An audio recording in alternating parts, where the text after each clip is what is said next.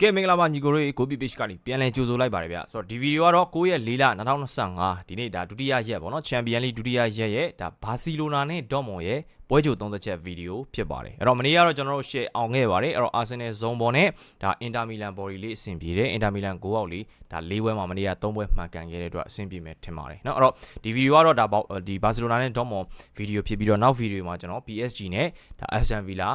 ပွဲကြို30ချက်လေးဆက်ပြီးတော့တင်ပေးပါမယ်အဲ့တော့ဘာစီလိုနာနဲ့ဒေါ့မွန်မှာလက်ရှိအနေထားအရဒီဘာစီလိုနာဘက်ကနှလုံး90ပေါင်ပေးထားပြီးတော့၄လုံး90ပေါင်ဆိုတဲ့ဝင်ရိုးမျိုးနဲ့ဖွင့်လှစ်ထားတယ်အဲ့တော့ဒီနှစ်သိန်းကအမှန်တိုင်းပြောရင်တော့လက်ရှိအနေထားအရဘာစီလိုနာပဲတက်ဖြစ်ဖို့များတယ်ပေါ့လေအဲ့တော့တစ်ဖက်ကဒေါ့မွန်ရဲ့ပြဿနာကအဓိကလက်ရှိအနေထားအရခြေစွမ်းမမှန်ခြင်းပေါ့လေအဲ့တော့နောက်ဆုံးရှုံးနေထားတာကဒီ Leipzig အသင်းကိုဒါ2-0နဲ့အဝေးမှာကျွန်တော်တို့ဒီမှာ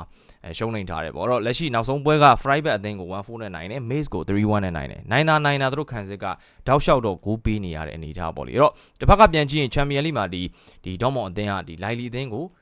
ဒီ16သိန်းအဆင့်မှာနိုင်ပြီးတော့တက်လာတာဖြစ်ပါတယ်အဲတုန်းကပထမအကြော့မှာတော့မှဒေါ့မွန်ဟာအိမ်ခွင်းမှာ1-1ဆိုတဲ့ရက်လက်ပဲကန်နိုင်ခဲ့ပြီးတော့ဒုတိယအကြော့မှာသာလိုက်လီအိမ်ခွင်းရောက်တဲ့ခါမှာ1-2ဆိုတဲ့ရက်လက်နဲ့ကပ်ပြီးတော့နိုင်ခဲ့တာဖြစ်ပါတယ်အဲ့တော့နှစ်ပွဲစလုံးဟာဘိုဒင်းတူစကိုဖြစ်ခဲ့တဲ့အနေအထားကြောင့်ဒေါ့မွန်အနေနဲ့အရန်ကြီးတော့ခံစစ်ကကောင်းမွန်လာတဲ့အနေအထားတော့မရှိဘူးပေါ့လေနော်အဲ့တော့ရှေ့မှာလေဒီလစ်စဘွန်အသင်းကိုတော့3-0နဲ့နိုင်တဲ့ရက်လက်ရှိပေမဲ့လစ်စဘွန်ဟာအဲတုန်းကအေမော်ရီမရှိတဲ့အနေအထားမှာဒါတိုင်ပတ်နေတဲ့ကာလာဖြစ်တဲ့အတွက်ဒါဒေါ့မွန်အရန်ကောင်းလို့တော့မဟုတ်ဘူးလို့တော့သုံးသပ်ရမှာပေါ့လေနော်အဲ့တော့ရှေ့မှာလေတောက်လျှောက်ကဒီရှက်တာဒိုနာအသင်းကို3-1နဲ့ဂိုးပေးရတယ်ဘောလုံးညာအသင်းကို2-1နဲ့ဂိုးပေးရတဲ့အနေအထားကြောင့်တေချာပေါက်ဒီပွဲကဒီဘာစီလိုနာအသင်းကိုတေချာပေါက်ဒီဂိုးပေးရမယ်အနေထားပေါ့လေဆိုတော့ပေးရတာတော့မှနှလုံး90ပေါင်းအထိဖွင့်လှစ်ထားတဲ့အတွက်တေချာပေါက်ဘာစီလိုနာအနေနဲ့နှလုံးတော့အောက်ထိရနိုင်နေဗျာအဲ့တော့တစ်ဖက်ကစဉ်းစားရမှာကဒီဒေါ့မွန်အသင်းကဂိုးရမရပေါ့နော်ဆိုတော့ဒေါ့မွန်ဟာခံစစ်အသားပေးဆော့မလားဒီနေ့ပွဲမှာဖွင့်ဆော့မလားစဉ်းစားမှာဖြစ်ပါတယ်အဲ့တော့ဘာစီလိုနာကိုပြန်ကြည့်ရအောင်နောက်ဆုံးတစ်ပွဲပဲ Real Betis အသင်းကို1-1ဆိုရရလက်နဲ့ဒါကြီးကြထားတာဖြစ်ပါတယ်အဲ့ဒီရှိမှာ9ပွဲဆက်ကြီးအောင်ထားတဲ့အချက်ကြောင့်ဘာစီလိုနာဟာပြီးခဲ့တဲ့နောက်ဆုံးပွဲမှာဒါ Real Betis နဲ့ပွဲမှာကြီးကြသွားခြင်းဖြစ်ပါတယ်အဲ့ပွဲသာမကြခင်ရင်ဒီနေ့ပွဲမှာဘာစီလိုနာကြီးကြမှာဖြစ်ပါတယ်ဆိုတော့ပြီးခဲ့တဲ့ပွဲမှာ Real Betis နဲ့ပွဲမှာကြီးကြပြီးသွားပြီဖြစ်တဲ့အတွက်ဘာစီလိုနာအရန်ကြီးကြဖို့ရခိုင်တော့တိတ်မရှိတော့ဘူးဆိုတော့အောင်းလိုင်းနဲ့ဗျာပြောချင်တာကအဲ့တော့ဒါကမှ3လုံး100ရှုံးဆိုတဲ့ဂိုးပေါင်းကြီးအရာတစ်ဖက်ကဒေါ့မွန်ကိုဂိုးပေးထားတဲ့အနေအထားမျိုးဖြစ်နေတယ်အဲ့တော့ဘာစီလိုနာကတော့အမှန်တိုင်းပြောရင်တော့လက်ရှိဒီဟာဒီကတော့ဖောင်ကတော့ပွဲတိုင်းလိုဖွင့်ဆော်တာများတယ်ပွဲတိုင်းလိုဂိုးပေးရတာများတယ်ဗျာအဲ့တော့ဘာစီလိုနာကတော့ဒီအဆင့်မတိုင်ခင်မှာကျွန်တော်ချန်ပီယံလိမှာနောက်ဆုံးတွေ့ခဲ့တာကဘန်ဖီကာအသင်းဖြစ်ပါတယ်ပထမကျော့ဘန်ဖီကာအိမ်ခွန်းမှာအနီကထိခဲ့ပေမဲ့လည်း0-1ဆိုတဲ့ရလနဲ့အနိုင်ရအောင်ကန်ခဲ့တယ်ဆိုတော့ဒုတိယအကျော့ကျွန်တော်ဒါအိမ်ခွန်းရောက်တဲ့အခါမှာလည်းတလုံး90ရှုံးကြီးကို3-1နဲ့ကြီးအောင်ထပ်ကန်နိုင်ခဲ့တယ်ဆိုတော့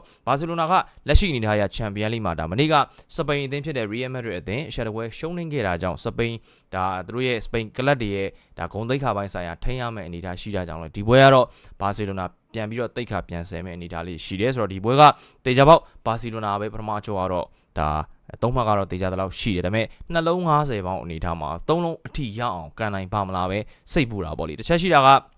ဒီဘန်ဖီကာနဲ့ပွဲမတိုင်ခင်မှာရှိမှာအက်တလန်တာအသင်းကိုတလုံး90ပေါင်းပေးပြီးတော့2-2ဆိုတဲ့ရက်လက်လေးဖြစ်ခဲ့တာကြောင့်နည်းနည်းလေးတော့ကြီးအောင်ဖို့ရခိုင်တော့နည်းနည်းခက်လက်ဖြစ်တယ်ပေါ့နော်ဒါပေမဲ့တောက်လျှောက်က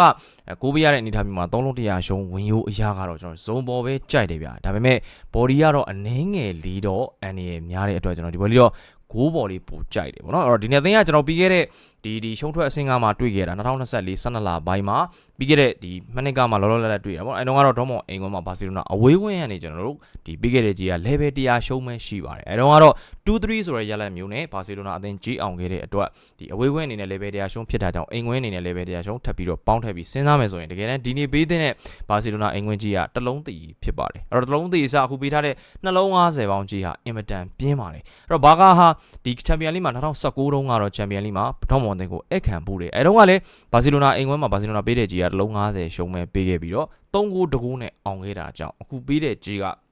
နှလုံး90ဘောင်းရကတော့ဘာစီလိုနာတေချာပေါက်နှလုံးပြတ်နိုင်တဲ့အနေအထားလေးသွားတွေ့ရပါတယ်ဆိုတော့ဇုံပေါ်တော့ကြိုက်တယ်ဒါပေမဲ့မဖြစ်မနေအဲ့ထဲကတကြောင်ရွေးဆိုရင်တော့ကျွန်တော်ဂိုးဘော်လေးတော့ရွေးပေးမယ်ထင်ပါတယ်เนาะဒီပွဲကကျွန်တော်ဘာစီလိုနာ body ကြိုက်တယ်ဂိုးဘော်ကြိုက်တယ်နှစ်ကြောင်းလေးကြောင်းဝင်နိုင်ပါတယ် Wine Spot မှာဆော့ကျင်တဲ့ညီကိုရီတော့ကလည်းဒါ Gobi ရဲ့ promo code ဖြစ်တဲ့ GP777 ကိုအသုံးပြုပြီးတော့လေ 100% bonus တွေရယူနိုင်ပါတယ်အသေးသေးသိရှိလိုပါက Wine Spot မြန်မာ Facebook page နဲ့သူတို့ရဲ့ application တော့မဟုတ် website link ရဲ့ဒါ customer service call လေးကိုနှိပ်ပြီးတော့လေ24နာရီတိလို့ရတယ်မေးမြန်းလို့ရပါတယ်